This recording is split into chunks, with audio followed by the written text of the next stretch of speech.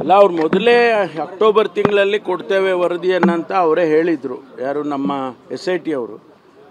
ಈ ಬಹುಶಃ ಈ 31st ಒಳಗಡೆ ಕೊಡ್ಬೋದು ಅಂತ ಕಾಣಿಸುತ್ತೆ. 31st ಒಳಗಡೆ ಎಲ್ಲಾದರೂ ಕೂಡ ಪ್ಲಸ್ 1 or 2 ಡೇಸಲ್ಲಿ ಕೊಡ್ತಾರೆ ಅಂತ ಅಂದ್ಕೊಳ್ತೀನಿ. ಅದೇ ಎಲ್ಲ ಕಾಂಪ್ರಹೆನ್ಸಿವ್ ಆಗಿ ರಿಪೋರ್ಟ್ ಮಾಡಬೇಕು ಅಂತ ಹೇಳಿದ್ದೇವೆ ಅವ್ರಿಗೆ. ಫೈನಲ್ ಅಂತಿಮವಾಗಿ ವರದಿಯನ್ನು ಕೊಡಬೇಕು ಅಂತ ಹೇಳಿದ್ದೇವೆ. ಅದನ್ನು ಬಹುಶಃ ಅವರೇ ಹೇಳಿದಾಗೆ ಅಕ್ಟೋಬರಲ್ಲಿ ಕೊಡ್ತೀವಿ ಅಂತ ಹೇಳಿದರು ಅವರು. ಅಕ್ಟೋಬರ್ ತಿಂಗಳಲ್ಲಿ ಮುಗಿಯುತ್ತೆ ನಮ್ಮದು ಕೆಲಸ ಎಲ್ಲ ಅಂತ.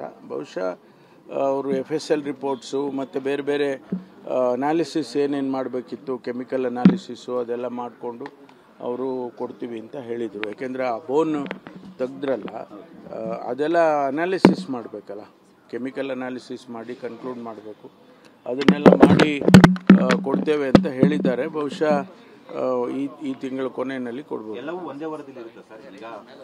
ಅದು ನೋಡಬೇಕು. ಯಾಕೆಂದರೆ ಅವರು ಮೇಜರ್ ಆಗಿ ಇಂಟರಿಮ್ ಆಗಿ ಕೊಡ್ತಾರಾ ಅಥವಾ ಪೂರ್ತಿ ಸಂಪೂರ್ಣವಾದ ವರದಿಯನ್ನು ಕೊಡ್ತಾರಾ, ಅದನ್ನು ನಾವು ಈಗಲೇ ಹೇಳಕ್ಕೆ ಬರೋದಿಲ್ಲ.